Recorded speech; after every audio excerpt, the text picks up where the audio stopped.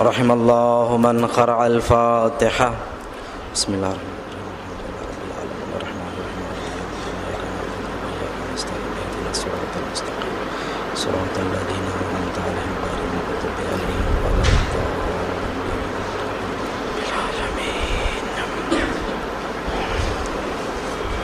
أعوذ بالله السميع العليم من الشيطان اللعين الرجيم. بسم الله الرحمن الرحيم. الحمد لله رب العالمين.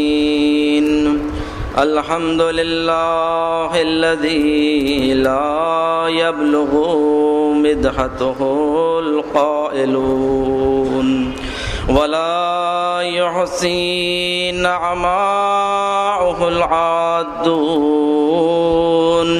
ولا يعدي حقه المجتهدون.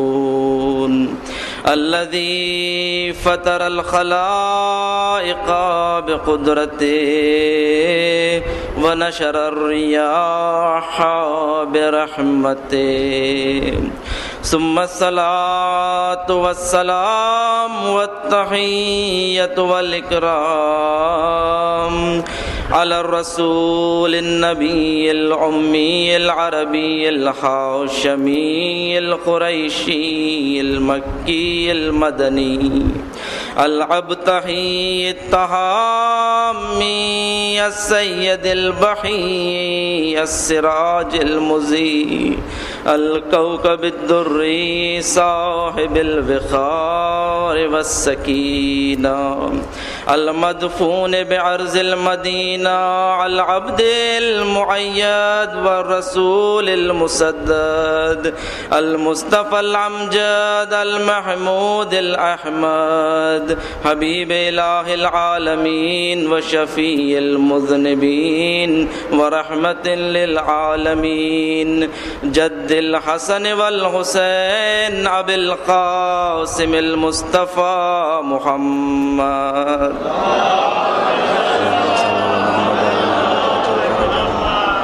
وعلى أهل بيته الطيبين الطاهرين المعصومين المظلومين الذين ذهب الله عنهم الرجس وطهرهم تطهيرا.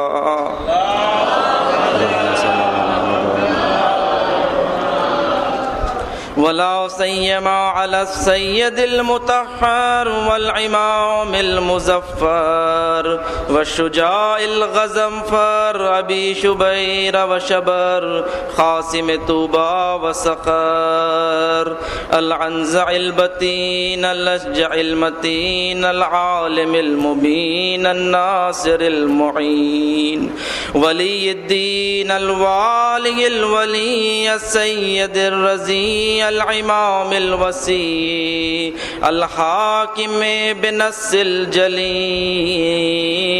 المخلص الصفي المدفون بالغري ليس بني غالب مظهر العجائب ومظهر الغرائب ومفرق الكتائب والشهاب الثاقب والخزبر الصالب نقطة دائرة المطالب أسد الله الغالب غالب كل غالب ومطلوب كل طالب مولانا ومولى الكونين الإمام أبي الحسنين أمير المؤمنين علي بن أبي طالب.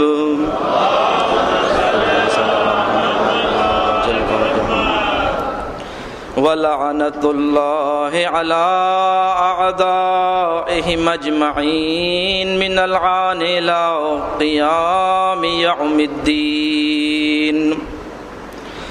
أما بعد فقد قال الله تبارك وتعالى في محكم كتاب المجيد وفرقان الحميد وقوله الحق بسم اللہ الرحمن الرحیم اللہ ولی الذین آمنوا یخرجہم من الظلمات الی النور والذین کفروا اولیاؤہم الطاغوت یخرجونہم من النور الی الظلمات اولئک اصحاب النار ہم فیہا خالدون۔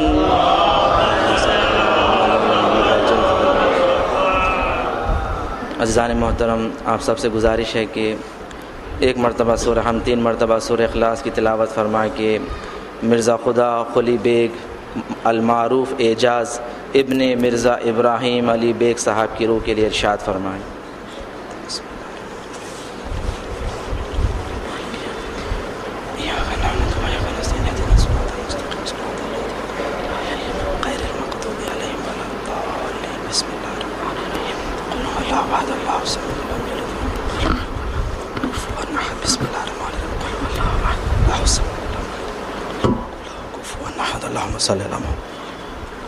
پروردگار دو عالم کا ارشاد ہو رہا ہے کہ اللہ ان مومنین کا ولی ہے اور انہیں ظلمتوں سے نکال کر نور کی طرف لے جاتا ہے، اور جو لوگ کفر کریں اور کفران اختیار کریں، طاغوتیں شیاطین انہیں نور سے نکال کر ظلمتوں میں لے جاتے ہیں، اور یہ وہی لوگ ہیں کہ جو جہنم میں جانے والے ہیں اور جہنم میں ہمیشہ رہیں گے۔ عزیزان گرامی، اس آیت کو ہم بارہا پڑھا کرتے ہیں۔ یہ ایسی آیت ہے کہ مومن کو کہا گیا ہے کہ ہمیشہ اپنی ہر نماز کے بعد آیت الکرسی کی تلاوت کیا کرو، اور یہ اسی آیت الکرسی کا جز ہے کہ جو ہم پڑھا کرتے ہیں پابندی سے۔ اس آیت میں پروردگار دو عالم نے چند چیزوں کو بتایا گیا ہے۔ ایک اللہ کی ولایت، اور دوسرے طاغوت کی ولایت، اور ایک طرف نور اور ظلمت۔ تو ان تمام کو مختصر سے وقت میں جائزہ لینا ہے، اور آپ کی زحمت کو تمام۔ آپ دیکھیں کہ سب سے پہلے ولایت جب کہی گئی ہے کہ اللہ ولی الذین آمنوا، کہ اللہ ایمان والوں کا ولی ہے، یعنی اس ولایت کے معنی کیا ہے؟ اس ولایت کے معنی کیا ہے، اور اللہ یہاں پر ولایت سے کیا مراد لینا چاہتا ہے؟ کیونکہ ولایت کے جب معانی دیکھے جاتے ہیں تو ولایت کے مختلف معنی ملتی ہیں۔ بعض کتابوں میں 27 معنی ولایت کے بیان کیے گئے ہیں کہ یہ تمام کے تمام معانی 3 معنوں کی طرف لوٹتے ہیں، 3 معنوں کی طرف۔ ایک ہے ولایت کے معنی یعنی نصرت اور مدد کرنا، اور دوسرے ہے ولایت کے معنی یعنی سرپرستی، سرپرست ہونا، اور تیسرے ہے ولایت کے معنی دوستی اور رفاقت۔ یہ 3 عمدہ ولایت کے معنی بیان کیے جاتے ہیں کہ تمام معنی انہی 3 کی طرف لوٹتے ہیں۔ یہ ہے ولایت کے مختصر سے معنی۔ اب آگے بڑھتے ہیں، دیکھیں کہ ولایت کتنی قسم کی پائی جاتی ہے۔ ہمارے علماء نے کتنے قسم کی ولایت بیان کیا گیا ہے، اور قرآن مجید میں اللہ نے کتنے قسم کی ولایتیں بیان کی ہیں۔ تو آپ دیکھیں کہ ولایت جب دیکھا جاتا ہے تو ولایت کی 2 قسمیں پائی جاتی ہیں۔ ایک ہے ولایت تکوینی اور دوسری ہے ولایت تشریعی۔ اب ولایت تکوینی کسے کہتے ہیں؟ ولایت تکوینی اسے کہتے ہیں کہ تکوین کے اوپر ولایت حاصل ہونا، سرپرستی حاصل ہونا، قدرت حاصل ہونا، یعنی اس کون کے اوپر قدرت حاصل ہو۔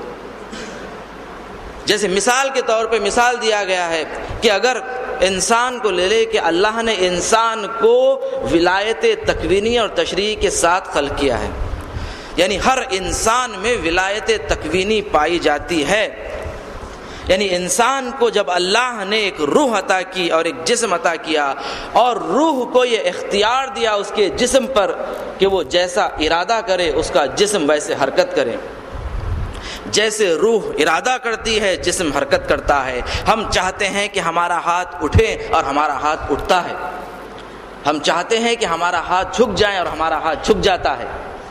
یہ ہے ولایت تکوینی کی ایک معمولی سی مثال کہ اللہ نے انسان کو یہ ولایت دی ہے، انسان کی روح کو اپنے بدن پر ولایت دی ہے۔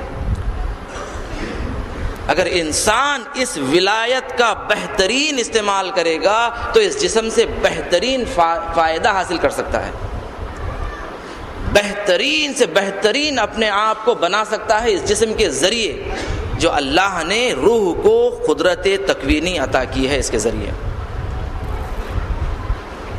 اور واضح کر دوں آپ کے لیے ولایت تکوینی کی ایک مثال کہ ہمارے چھٹے امام جعفر صادق علیہ الصلوۃ والسلام،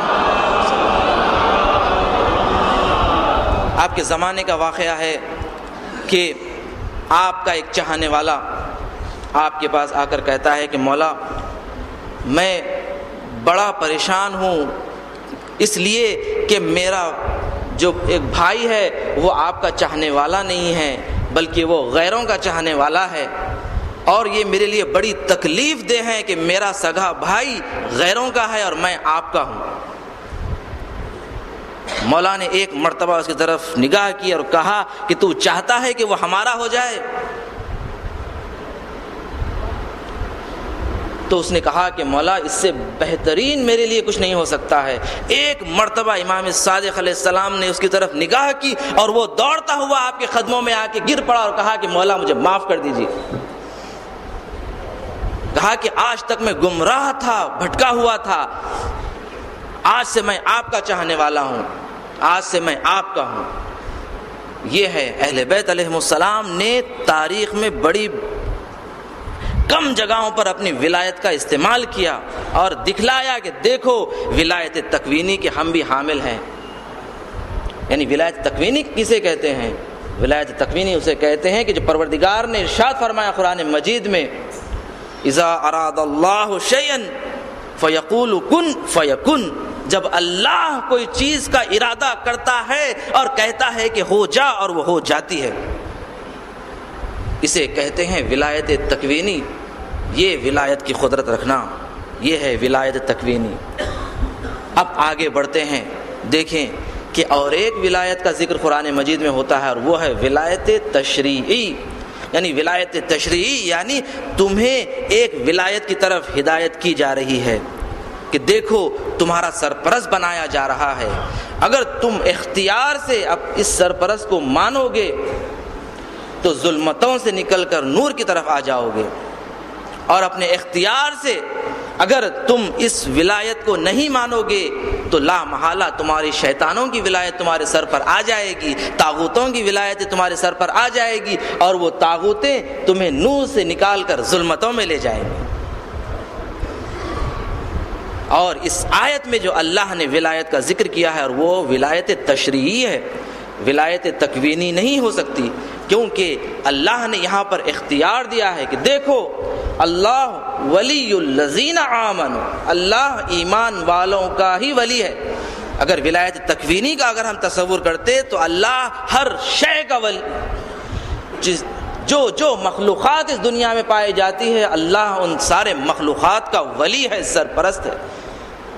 یہاں پر اللہ جو ولایت کا ذکر کر رہا ہے وہ ہے ولایت تشریعی، تمہیں ہدایت کی جا رہی ہے ایک ولایت کی طرف کہ تم اس ولایت کی طرف آ جاؤ، ایمان لے آؤ تو اللہ تمہیں ظلمتوں سے نکال کر نور کی طرف لے جائے گا، اور کفر کرو گے تو تمہیں نور سے نکال کر ظلمتوں میں لے جایا جائے گا۔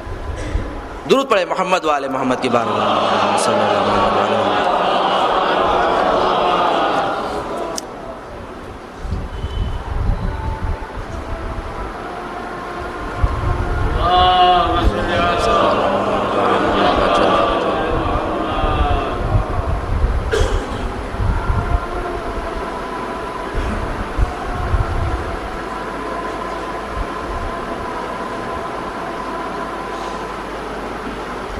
ایک مرتبہ پھر صلوات پڑھی محمد والے محمد صلی اللہ علیہ وسلم۔ اب آئے ہمارے اس مرحلے کو آگے بڑھاتے ہیں۔ اب یہ دیکھنا ہے کہ یہ نور اور ظلمتیں جو اس آیت میں بیان کی گئی ہے وہ نور اور ظلمتیں کیسی ہے؟ کیونکہ سوال یہاں پر یہ پیدا ہوتا ہے کہ اللہ ایمان والوں کا ولی ہے اور انہیں ظلمتوں سے نکال کر نور کی طرف لے جاتا ہے، تو کیا ایک مومن ظلمتوں میں تھا کہ جو نور کی طرف لے جایا جا رہا ہے؟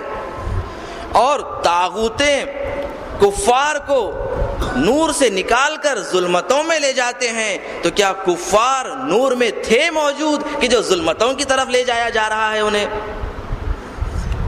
اب اس کو سمجھنے کے لیے آپ کے سامنے ایک مثال پیش کرنا چاہتا ہوں۔ دیکھیں، پروردگار دو عالم نے انسان کو خلق کیا، اور انسان کو جب خلق کیا تو اپنے آپ کو احسن الخالقین کہا، کیونکہ انسان میں جو روح پائی جاتی ہے اللہ نے اس روح کو اپنی فطرت پہ خلق کیا ہے، کہ اللہ نے کہا کہ میں نے انسان کو اپنی فطرت پہ خلق کیا ہے، فطرت اللہ التی فطر الناس علیہا، یعنی اللہ کی فطرت پر انسانوں کو خلق کیا گیا ہے، یعنی روح انسانی فطرت اللہ کی حامل ہے، اور فطرت اللہ نور کی حامل ہوتی ہے، چاہے وہ مومن ہو یا کافر ہو، ہر انسان کی فطر میں نورانیت پائی جاتی ہے۔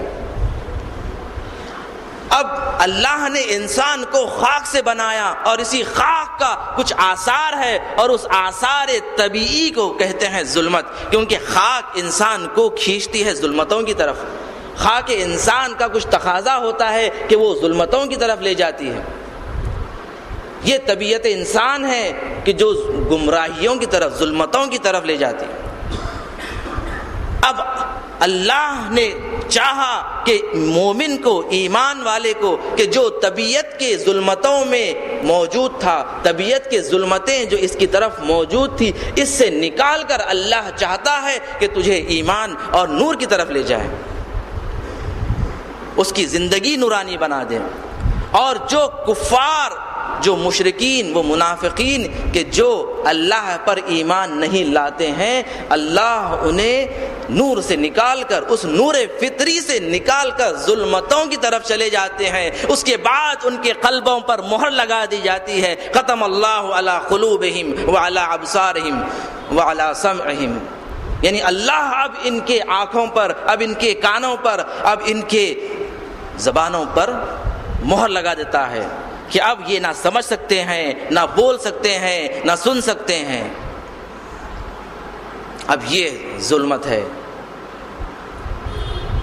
اب یہ آیت میں کہا گیا ہے، ہمارے چھٹے امام جعفر صادق علیہ الصلوۃ والسلام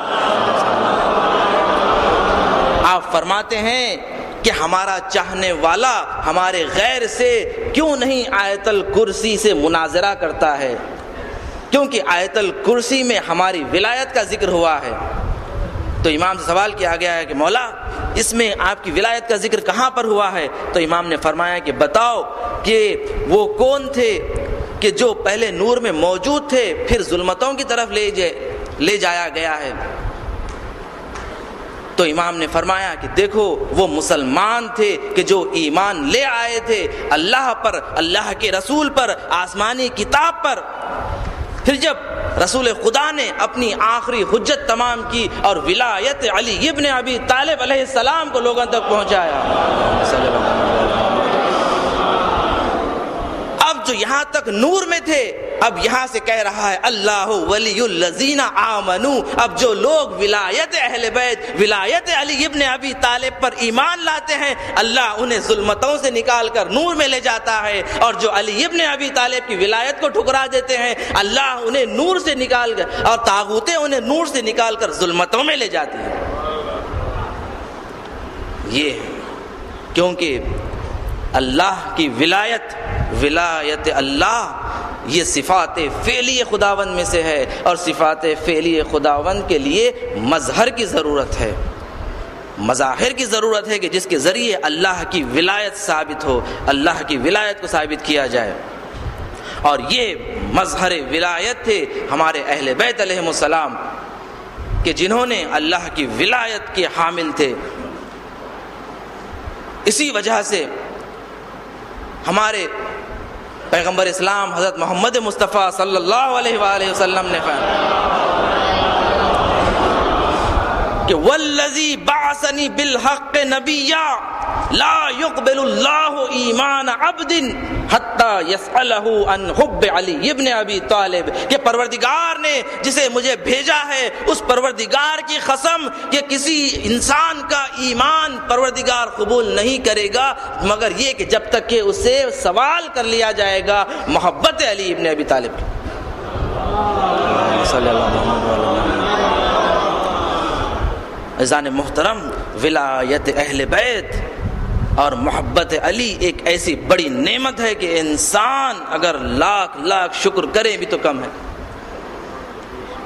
آپ دیکھیں کہ ایک واقعہ خرۃ ابن حلیمہ سعدیہ، خرہ بنت حلیمہ سعدیہ، یہ ایک ایسی تاریخ کی عورت تھی کہ تاریخ نے ایسے بہترین الفاظ سے یاد کیا ہے اس شخصیت کو.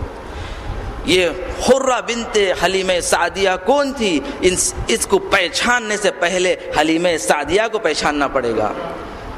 حلیمہ سعدیہ وہ شخصیت تھی کہ جو پیغمبر اسلام کو آپ نے دودھ پلایا تھا. جب پیغمبر اسلام کی ولادت ہوئی تو اس کے بعد تمام داعیوں نے اپنے دودھ پلانے کے لیے شریک ہو گئی اور آ گئی، تو پیغمبر اسلام نے کسی کا گود قبول نہ کیا بلکہ حلیمہ سعدیہ جب آگے بڑھی تو پیغمبر اسلام اس کے گود میں چلے جاتے ہیں. اور حلیمہ سعدیہ نے کہا کہ جب تک پیغمبر اسلام میرے گھر میں تھی میں نے برکتیں دیکھی ہے، میں نے معجزے دیکھے ہیں، میں نے کرامات دیکھے ہیں. یہ حلیمہ سعدیہ تھی کہ جو پیغمبر اسلام نے تاریخ میں کسی کے لیے کبھی اٹھے نہیں، مگر تاریخ میں ملتا ہے کہ دو شخصیتوں کے لیے پیغمبر اسلام کھڑے ہو جاتے تھے.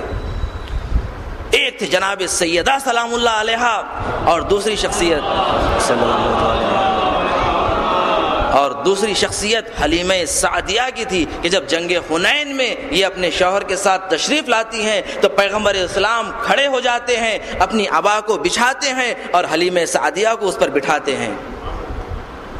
یہ تھی حلیمہ سعدیہ. اور اس حلیمہ سعدیہ کی بیٹی خرۃ، اس کے بارے میں کہتے ہیں کہ حجاج ابن یوسف ثقفی کا زمانہ تھا. ایک مرتبہ حجاج ابن یوسف ثقفی خرۃ بنت حلیمہ سعدیہ کو دیکھتا ہے اور خرہ کے بیٹھنے کے انداز سے سمجھ جاتا ہے کہ یہ وہی خرہ ہے، یہ وہی عالمہ ہے، اور سوال کرتا ہے کیا تو وہی خرہ بنت حلیمہ سعدیہ ہے؟ تو وہ کہتی ہے کہ ہاں میں وہی ہوں. تو حجاج ابن یوسف ثقفی کہ جو تاریخ کا بڑا ظالم وزیر گزرا ہے، وہ کہتا ہے کہ میں نے سنا ہے کہ تو علی کو ابو بکر، عثمان اور عمر پر ترجیح دیتی ہے. تو اس نے فوری کہا کہ تو نے بالکل جھوٹ سنا ہے، تو نے بالکل غلط سنا ہے، یہ کذب ہے، یہ جھوٹ ہے، یہ افتراء ہے، بلکہ میں علی کو ان سے افضل لوگوں سے بھی افضل سمجھتی ہوں، یعنی ان سے افضل لوگوں سے بھی میں بڑھتر سمجھتی ہوں علی کو.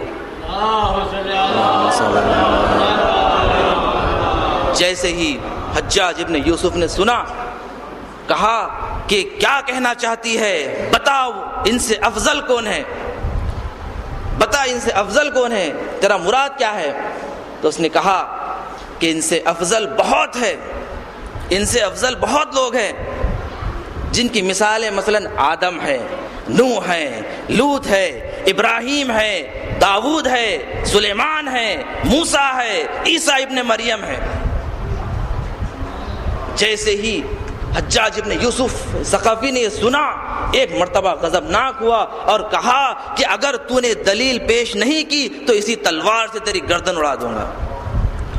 تو اس نے کہا کہ ہم اس مکتب کے ماننے والے ہیں کہ بنا دلیل کسی کو افضل نہیں مانتے، بنا دلیل کس کو افضلیت نہیں دیتے ہیں، ہم اس مکتب کے چاہنے والے ہیں.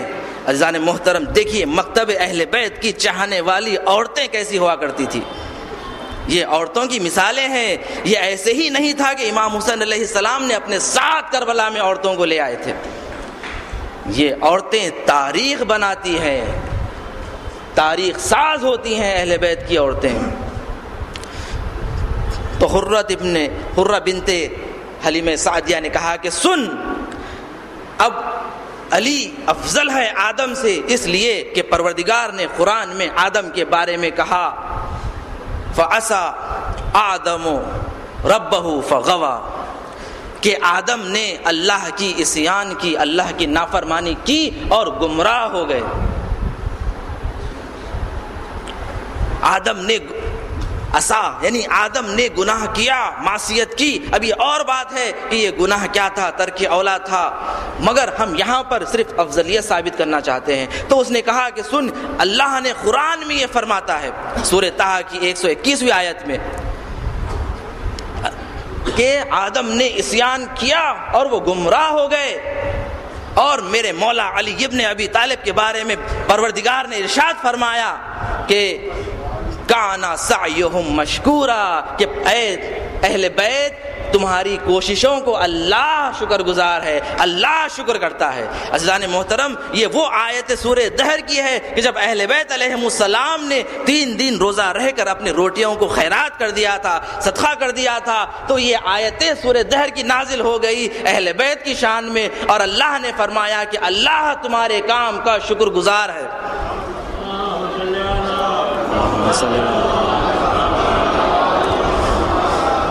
جیسے ہی حجاج ابن یوسف ثقفی نے سنا, کہا کہ احسنت, اب بتا کیسے علی نوح اور لوط کے اوپر افضلیت رکھتے ہیں. تو اس نے کہا کہ سن, پروردگار نے قرآن مجید میں فرماتا ہے کہ ضرب اللہ مثلا للذین کفروا امرأۃ نوح و امرأۃ لوط, کہ اللہ تمہیں مثال دیتا ہے اے کافروں اور کفاروں, یاد رکھو کہ اللہ کے 2 نبیوں کی بیویاں تھیں, نوح کی بیوی اور لوط کی بیوی, کہ جو اس نبی کے ساتھ رہنے کے باوجود بھی نبیوں کا انہوں نے خیانت کی, نبی کے ساتھ خیانت کی, اور نہ نبی ان کو فائدہ پہنچا سکے, نہ اللہ ان کے لیے فائدہ مند ہوا, بلکہ اللہ نے کہا ان کے لیے کہ تم لوگ جہنم میں داخل ہو جاؤ. یہ ان کی بیویاں تھیں. مگر میرے مولا کی زوجہ جناب سیدہ سلام اللہ علیہا کے بارے میں پیغمبر اسلام صلی اللہ علیہ وسلم, پیغمبر اسلام کا ارشاد گرامی ہے کہ ان اللہ یرضا برضاہا و یغضب بغضب فاطمہ, کہ اللہ فاطمہ کی رضایت سے راضی ہو جاتا ہے اور فاطمہ کے غضب سے غضبناک ہو جاتا ہے. یہ تھی میرے مولا کی زوجہ.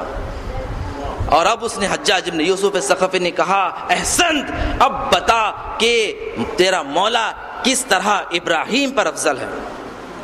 کہا کہ سن, ابراہیم نے جب پروردگار سے کہا کہ اذ قال ابراہیم ربی ارنی کیف تحیی الموت, کہ اے اللہ مجھے دکھلا تو کیسے موت کو حیات عطا کرتا ہے, تو وہ مردے کو کیسا زندہ کرتا ہے.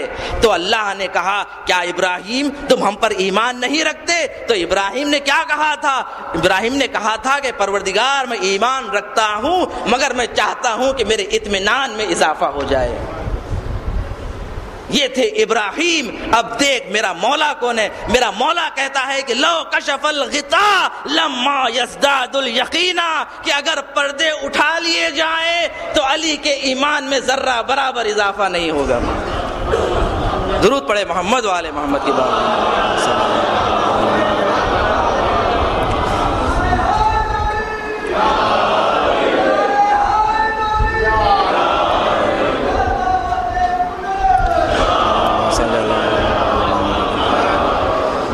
جیسے ہی حجاج ابن یوسف نے سنا, کہا احسنت, اب بتا کیسے تیرا مولا داؤد پر افضل ہے. تو کہا کہ دیکھ اللہ نے داؤد کو کہا کہ یا داؤد ان اللہ, پروردگار نے اے داؤد تمہیں خلیفہ بنا کر زمین پر بھیجا ہے اور تم اب لوگوں کے درمیان حکم جاری کرنا اور دیکھو اپنے نفس کی اتباع نہ کرنا، اگر نفس کی اتباع کرو گے تو گمراہ ہو جاؤ گے۔ اور میرا مولا فرماتا ہے کہ آؤ مجھ سے پوچھو، جو پوچھنا چاہتے ہو پوچھو، عرش کے بارے میں پوچھنا چاہتے ہو پوچھو، تحت العرش پوچھو یا عرش کے اوپر کیا ہے پوچھو، سلونی سلونی قبل ان تفقدونی، یہ میرے مولا کا دعویٰ تھا۔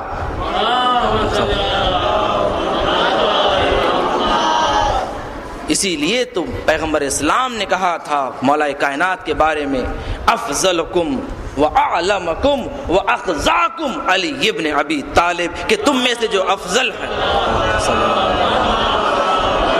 تم میں بافضیلت اور عالم تر اور قاضی ترین یعنی کہ بہترین قضاوت کرنے والے مولا ہے۔ آپ دیکھیں جیسے ہی وہ سنتا ہے کہتا ہے کہ احسنت، اب بتا کہ تیرا مولا کس طرح سلیمان پر افضلیت رکھتا ہے۔ تو خرہ نے کہا کہ سن، سلیمان نے پروردگار سے کیا مانگا تھا؟ کہا تھا کہ اللہ مجھے ایسا ملک عطا کر دے کہ میرے بعد کسی کو ایسا ملک نہ عطا ہو، ایسا عطا نہیں ہونا چاہیے۔ تو دیکھ یہ وہ سلیمان پیغمبر تھے، مگر میرا مولا کہتا ہے کہ اے دنیا جا، میں تجھے 3 مرتبہ طلاق دیتا ہوں، اے یا دنیا غری غیری، جا کسی اور کو فریب دے، کسی اور کو دھوکہ دے۔ یہ تھے مولا کائنات۔ کہا کہ احسنت، اب بتا کس طرح تیرا مولا موسیٰ پہ افضلیت رکھتا ہے۔ کہا کہ موسیٰ کے بارے میں پروردگار نے قرآن میں فرمایا کہ موسیٰ نے جب ایک شخص کو قتل کر دیا تھا، ایک کافر کو قتل کر دیا تھا، تو وہ ڈر کے مصر سے بھاگ گئے تھے۔ فخرج منہا خائفا، کہ وہ ڈرتے ہوئے مصر سے چلے گئے، مگر میرا مولا لیلۃ المبید میں رسول کے بستر پر سو جاتا ہے، اور ایسا سوتا ہے کہ پھر کبھی ایسا نہ سویا تھا۔ تلواروں کے درمیان اپنے پیغمبر اسلام کی جان بچانے کے لیے وہ سو گئے تھے بستر پہ۔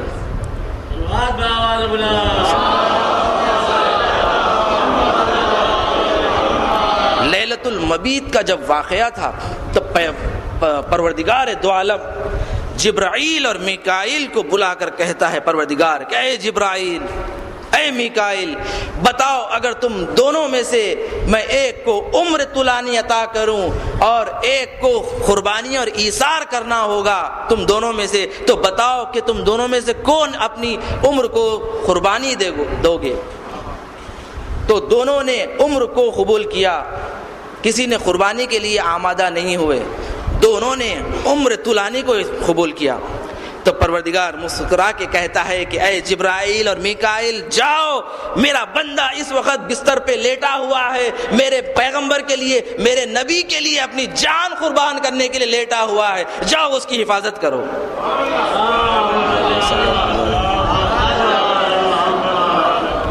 جیسے ہی حجاج ابن یوسف ثقفی نے سنا، کہا احسنت، اب بتا کس طرح تیرا مولا عیسیٰ پر افضلیت رکھتا ہے۔ تو اس نے کہا کہ سن، جب اللہ نے عیسیٰ ابن مریم سے پوچھا کہ کیا تو نے یہ کہا ہے کہ تیری عبادت کی جائے، تیری اور تیری ماں کی عبادت کی جائے، تو حضرت عیسیٰ نے کہا کہ پروردگارہ تو عالم ہے اسرار سے، میں نے ہرگز یہ بات نہیں کہی، میں نے اپنی عبادت کی طرف کسی کو نہیں بلایا، بلکہ یہ لوگ گمراہ ہو گئے اور یہ لوگ کو میں روز قیامت کے واگزار کرتا ہوں، تو ان کے ساتھ جو فیصلہ کرنا چاہتا ہے کر لے۔ یہ عیسیٰ ابن مریم تھے، مگر میرے مولا کو خدا ماننے والوں کو میرے مولا نے قیامت تک واگزار نہیں کیا، بلکہ اسی دنیا میں انہیں جہنم واصل کیا۔ یہ میرے مولا تھا کہ ان کو خدا ماننے والے، الوہیت کے درجے پہ پہنچانے والوں کو میرے مولا نے جہنم واصل کیا، اسی دنیا میں کاٹ کر پھینک دیا۔ کہا کہ نہیں، میں انہیں روز قیامت پر واگزار نہیں کروں گا، بلکہ ان کا خاتمہ اسی دنیا میں کر دوں گا۔ یہ مولا کائنات تھی، یہ وہ فضیلت تھی اہل بیت علیہ السلام کی، ہم ان کے چاہنے والے ہیں، ان کے در کے چاہنے والے ہیں۔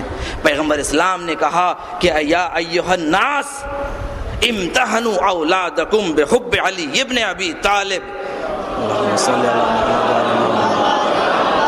اے لوگو اپنی اولادوں کو محبت علی ابن ابی طالب سے امتحان کرو، پہچانو، ان کو پہچانو، کیونکہ علی کی محبت کبھی ضلالت کی طرف نہیں لے جائے گی، علی کی محبت ہدایت کی طرف لے جاتی ہے۔ اگر یہ علی کے چاہنے والے ہیں تو سمجھنا یہ تم سے ہے، اگر یہ علی کے دشمن ہیں تو سمجھنا کہ یہ تم سے نہیں ہے۔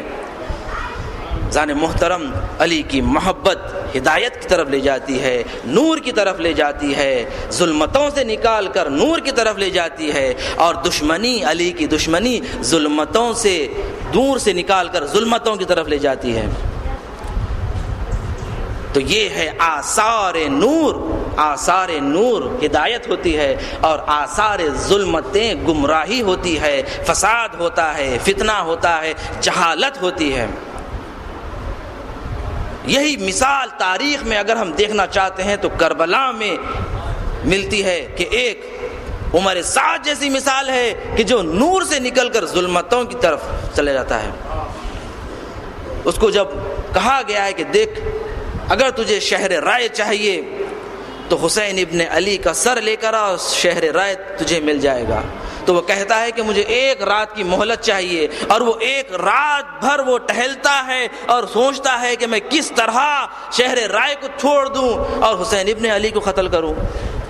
یہ سوچنے کے بعد وہ اس آخری نتیجے پہ پہنچتا ہے کہ میں شہر رائے کو انتخاب کروں گا۔ یہ دیکھیں آپ، نور سے نکل کر ظلمتوں میں چلے جاتے ہیں، اور جو ظلمتوں سے نکل کے نور میں آتے ہیں تو حر کی جیسی مثال ہمیں ملتی ہے کہ جو روز عاشوراء تذبذب میں رہتے ہیں اور کہتے ہیں کہ اس وقت میں اپنے آپ کو جنت اور جہنم کے درمیان دیکھ رہا ہوں، اپنے آپ کو جنت اور جہنم کے درمیان دیکھ رہا ہوں کہ اس طرف جہنم اور ایک طرف جنت ہے، اور حر جنت کو انتخاب کرے گا، جنت میں جائے گا۔ اور حر آئے حسین ابن علی کے پاس، آنے کے بعد کہا کہ مولا، حر بڑا شرمندہ ہے کہ جس کی وجہ سے آپ کو یہ روز دیکھنا پڑ رہا ہے۔ مولا نے کہا کہ حر، تم ہمارے پاس آ گئے، تم تشریف لاؤ، تم ہمارے مہمان ہیں، مگر حر جانتے ہیں کہ میزبان جب کسی مہمان کو تعارف کرتا ہے تو کم از کم پانی تعارف کرتا ہے۔ حر جانتے تھے کہ حسین ابن علی نے جتنا پانی تھا وہ ہمیں پلا دیا، اب حسین کے خیمے میں پانی نہیں ہے، حسین میزبانی نہیں کر سکتے۔ کہا کہ مولا، مجھے اجازت دیجئے کہ میں اسی وقت جنگ میں جاؤں اور آپ پر اپنی جان کو نچھاور کر دوں۔ تو امام کہتے ہیں کہ حر ٹھیک ہے جاؤ۔ تو حر اپنے بیٹے کو پہلے بھیجتے ہیں جنگ کے لیے۔ حر کا بیٹا بہترین جنگ کرتا ہے۔ جنگ کرنے کے بعد جب حر کا بیٹا گھوڑے سے زمین پر گرتا ہے، حر اپنے بیٹی کی طرف جانا چاہتا ہے مگر دیکھتا ہے کہ حسین ابن علی بیٹھے ہوئے ہیں اور حر کا بیٹا ان کے زانو پر ہے۔ دیکھیں، امام حسین جانتے ہیں کہ جوان بیٹے کا غم باپ نہیں دیکھ سکتا، جوان بیٹے کو اپنے گود میں نہیں لے سکتا، تڑپتا ہوا باپ نہیں دے سکتا اپنے جوان بیٹے کو۔ ایک وقت آیا، حر نے بھی جنگ کی۔ حر نے بھی جنگ کرنے کے بعد جب گھوڑے سے زمین پر آتا ہے حر، تو امام حسین علیہ السلام اس کے سرانے جاتے ہیں، کہتے ہیں حر، تیری ماں نے کیا بہترین نام تیرا رکھا ہے، تو اس دنیا میں بھی حر ہے اور تو آخرت میں بھی حر ہے۔ عزیزان محترم، حر رونے لگے، کہنے لگے کہ مولا، میں کیا خوش قسمت ہوں کہ گھوڑے سے گرا مگر آپ میرے سرانے ہیں، مگر آپ جب گھوڑے سے گریں گے تو آپ کے سرانے کون آئے گا؟ عزیزان محترم، کچھ وقت گزرا، وہ وقت بھی پہنچ گیا کہ امام حسین علیہ السلام یہ کو تنہا رہ گئے کربلا میں۔ امام کے اطراف کوئی نہ رہا آپ کو مدد کرنے والا۔